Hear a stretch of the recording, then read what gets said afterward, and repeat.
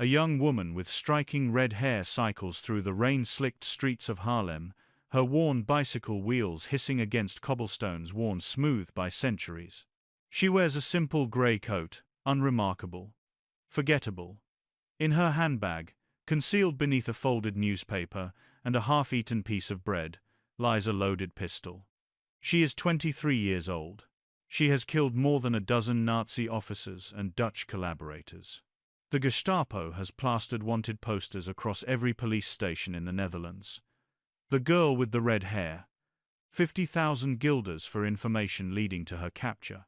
Yet no one who passes her on this quiet Thursday afternoon suspects that the slight, bookish-looking woman pedaling toward the city center is the most wanted resistance fighter in occupied Holland.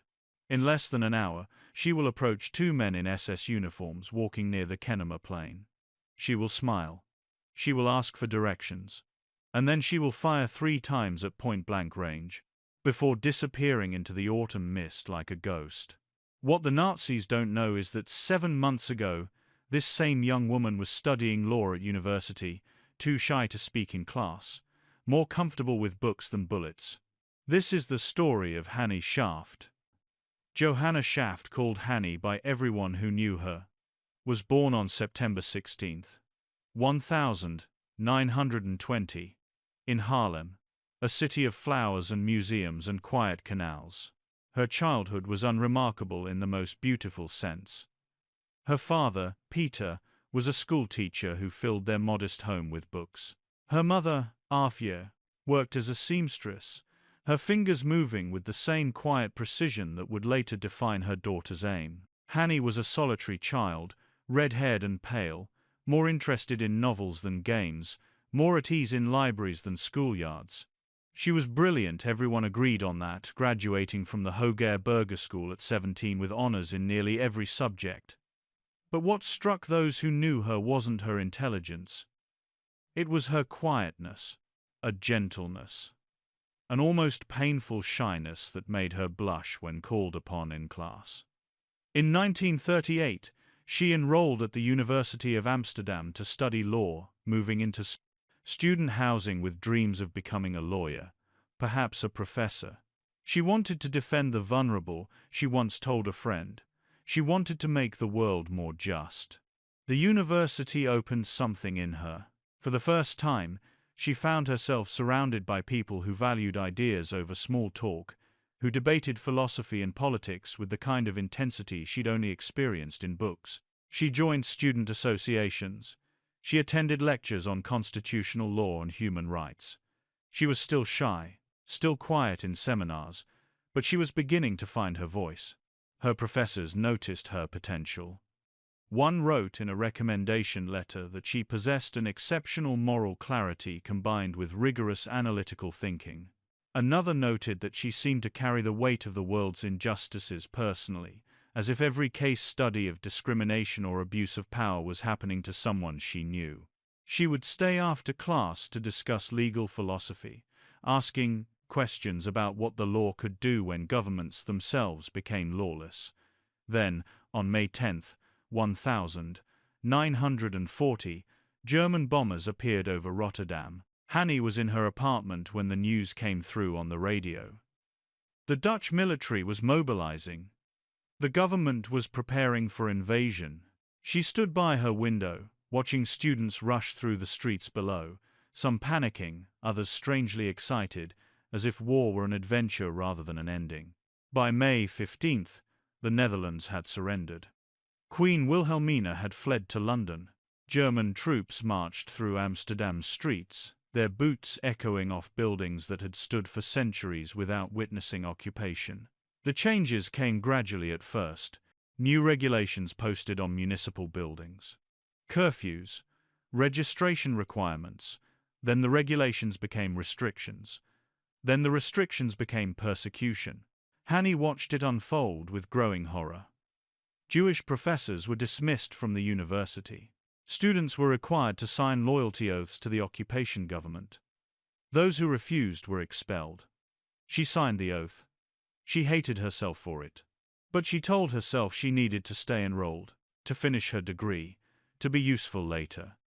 And the girl who read while the world burned would have to decide what kind of woman she would become. She was 20 years old. She had never broken a law in her life. She had never thrown a punch, never fired a gun, never stood up to authority in any meaningful way. The thought of resistance seemed absurd. She was a law student, a reader, a girl who blushed when strangers spoke to her. What could she possibly do against an army that had conquered Europe? It began, as so many acts of resistance do, not with ideology or strategy, but with friendship. In the autumn of 1940, Hannie met two Jewish sisters at university, Sonia Frank and Philine Polak. They were everything Hannie was. Not outgoing, confident, politically engaged. Sonia studied medicine. Philine studied law, like Hannie. They debated philosophy in cafes, attended underground lectures, and slowly, carefully, began speaking about what was happening. About the registration requirements, about businesses marked with yellow stars, about neighbors who disappeared in the night. For the first time in her life, Hannie felt she belonged somewhere. The sisters saw past her shyness to the fierce intelligence and moral clarity beneath. They invited her to dinner at their family's apartment. Their mother served herring and potatoes and spoke about poetry. Their father, a doctor, asked Hannie about her studies, treating her opinions with the kind of respect she'd rarely experienced. She realized, with sudden clarity, that this was what she'd been searching for. Not just friendship, but family. A sense of being known. But in 1941, the Nazi occupation tightened like a noose. Jewish students were expelled from universities. Sonia and Philine could no longer attend classes. They couldn't enter libraries, theaters, or parks. They couldn't shop during most hours. They couldn't own bicycles. They had to wear yellow stars sewn onto their clothing, marking them as targets for every passing collaborator or opportunistic thief. Hannie continued visiting them, ignoring the risks. She brought them books from the university library, smuggling them out in her bag. She brought news of lectures they were missing. She tried to pretend that everything would eventually return to normal. Then one evening in October 1941, Sonia and Philine came to Hannie's apartment. Their faces were pale with fear. They had received summons to report for labor service in Germany. Everyone knew what that meant. The trains heading east. The camps. The rumors that filtered back through underground networks about starvation, disease, mass executions. They asked Hannie a question that would alter the trajectory of her entire life. Will you help us go into hiding? Hannie didn't hesitate. Yes. She had no plan, no connections to resistance networks, no experience with forged documents or safe houses. She simply knew, with absolute certainty, that she could not let her friends be taken. That night, she began making inquiries. A classmate knew someone who might be able to help. A professor, speaking carefully after class, mentioned that there were people working to hide Jewish families. She followed every thread, moving carefully, never revealing too much to any one person. Within 2 weeks, she had found a family willing to hide Sonia in their farmhouse outside Harlem. Another family, members of a Protestant church group, agreed to take Philine. Hannie forged the necessary documents herself, copying official stamps with painstaking precision, aging the paper with tea to make it look legitimate. She escorted each sister to their hiding place personally, memorizing routes, noting which checkpoints had the laziest guards, learning to move through occupied territory as if she belonged there. When she returned to her apartment after settling Philine into hiding, Hannie sat alone in the dark for hours. She had crossed a line. She was no longer a student observing the war from the margins. She was a criminal under Nazi law. If caught, she would be arrested, likely executed. Her parents would be questioned. Everyone she knew could be implicated.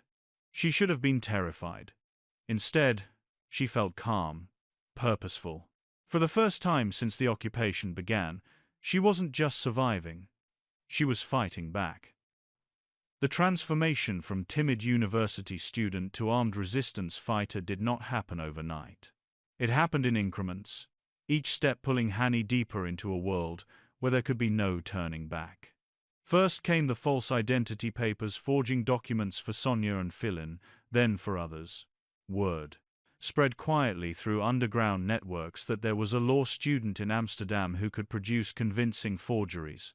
She discovered she had a talent for deception, for moving through checkpoints with a calm expression while her heart hammered against her ribs. She learned to make eye contact with German soldiers, to smile politely, to act as if she had every right to be wherever she was. Then came the distribution of underground newspapers. Resistance publications like Het Parool and Vrije Nederland were printed in secret basements and distributed through networks of couriers. Hannie began cycling through German roadblocks with illegal pamphlets hidden in her bicycle frame, tucked inside her coat, folded into hollowed-out books. She made dozens of runs, each one a calculated risk. If stopped and searched, she would be arrested immediately. But she learned the rhythms of occupation. She learned which hours the German patrols changed shifts. She learned which streets had the fewest checkpoints. Then came sabotage. Small acts at first cutting telephone lines used by German military communications, stealing ration cards from municipal offices to distribute to families hiding Jews. She joined other students in nighttime operations, moving through Amsterdam's streets after curfew, her red hair hidden under a dark scarf, her footsteps silent on cobblestones. The work was dangerous but still removed from direct violence. She could tell herself she was disrupting the occupation, not ending lives. By early 1943, she had joined the Haarlem resistance cell known as the Raad van Verzet, the Council of Resistance. The cell was led by two working-class sisters, Truus and Freddie Overstegen, who were already conducting armed operations against the occupation. They had started. Young Truus was only 16 when she killed her first Nazi officer, and they had been trained by resistance veteran Frans van der Wiel. The cell specialized in targeted assassinations of Dutch collaborators and German security personnel. They needed someone new, someone the Gestapo didn't know, someone who could get close to targets without raising suspicion. They looked at the shy, red-haired law student and saw something she was only beginning to see in herself: a soldier. Frans van der Wiel gave Hannie her first pistol in February 1943. It was a small revolver, easy to conceal in a handbag. He taught her to load it, to aim, to fire. She was a surprisingly good shot. Her hands didn't shake. Her breathing remained steady. On the practice range, a remote farmhouse outside the city, she hit targets with consistent accuracy. Van der Wiel was impressed. "You have the nerves for this," he told her. In March 1943, Hannie Schaft killed for the first time. The target was a known Dutch collaborator named Ragut, a man who had turned in multiple Jewish families to the SS, sending them to Westerbork transit camp and from there to the death camps in Poland. He frequented a cafe in Haarlem, always alone, always leaving around the same time each evening. Hannie approached him outside the cafe just after sunset. She asked for directions, her voice soft and apologetic. He turned to help her. She pulled the trigger 3 times. 2 shots hit center mass. 1 missed. He collapsed onto the street. She walked away at a normal pace, turned a corner, and then ran. She vomited in an alleyway 10 minutes later, shaking so violently she could barely stand. But she didn't stop. By the summer of 1944, Hannie Schaft had become a phantom. The Gestapo knew she existed. Witnesses reported a young woman with distinctive red hair fleeing assassination scenes across Haarlem and Amsterdam, but they couldn't find her. She dyed her hair black.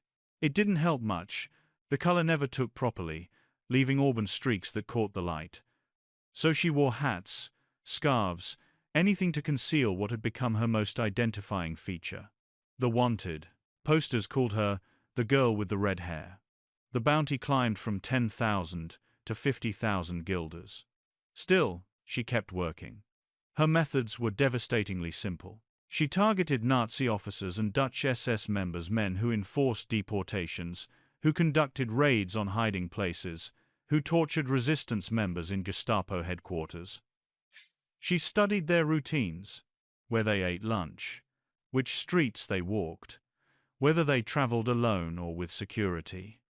Then she approached them, often in broad daylight, pretending to be lost or asking for directions. The moment they turned to help, she would draw her pistol, usually the small revolver she kept in her handbag, and fire at close range.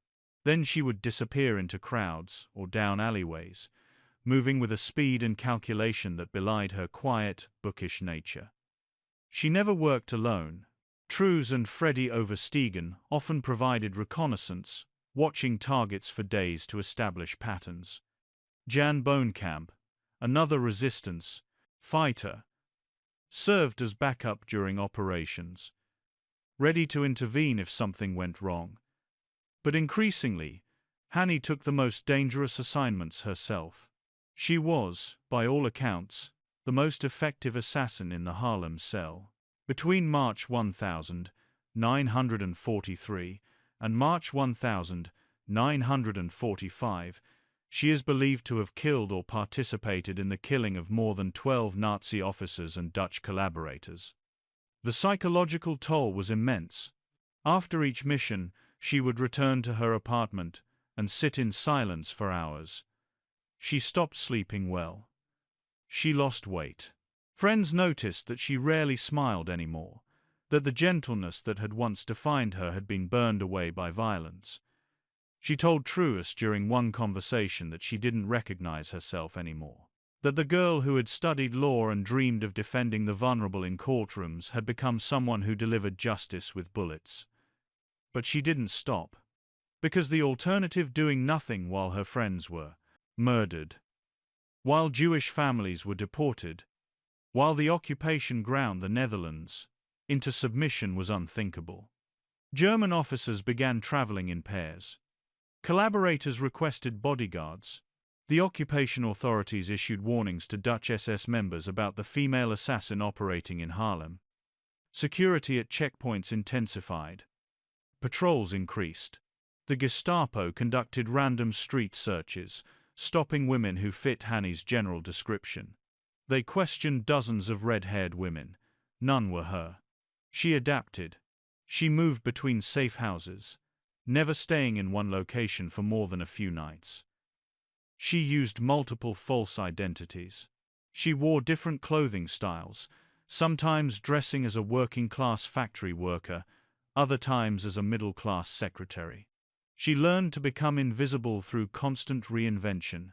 But with each successful mission, the noose tightened.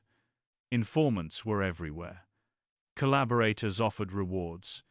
The Gestapo was methodical, patient, relentless. And Hannie knew, with cold certainty, that her luck would eventually run out. In January 1945, Jan Boonkamp was killed during a resistance operation. In February, Frans van der Wiel was arrested. The Haarlem cell was collapsing. Truus and Freddy went into deeper hiding. They urged Hannie to do the same, to stop operations until liberation came. The Allies were advancing. The war would be over soon. Hannie refused. There were still collaborators operating, still deportations happening, still people who needed to be stopped. She had come too far to quit now. March 21st, 1945. Liberation was 3 weeks away, though Hannie Schaft didn't know it. She was cycling near the Wetteringchans checkpoint in Amsterdam when German security police stopped her for a routine identification check. They had stopped hundreds of people that week. Most were waved through, but when Hannie opened her handbag, an officer noticed something, a folded underground newspaper. It was enough. They arrested her on the spot. During interrogation, the Gestapo officers realized who they had captured. The girl with the red hair, the most wanted resistance fighter in the Netherlands. They couldn't believe their luck. And they couldn't believe she was so young, so small, so unassuming. The woman in their custody looked like a university student, not an assassin responsible for more than a dozen killings. They expected someone harder, older, more obviously dangerous. Instead, they found a 24-year-old woman with gentle eyes and calloused hands. Hannie gave them nothing. Not her real name. She claimed to be Joop van der Wal, a factory worker from Utrecht. Not the names of her comrades. Not the locations of safe houses or weapons caches.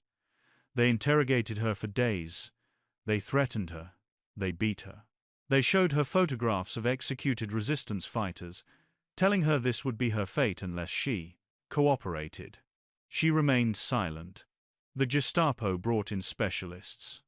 Officers trained in psychological manipulation tried to break her resolve, alternating between violence and false kindness. They offered her clemency if she would just provide names.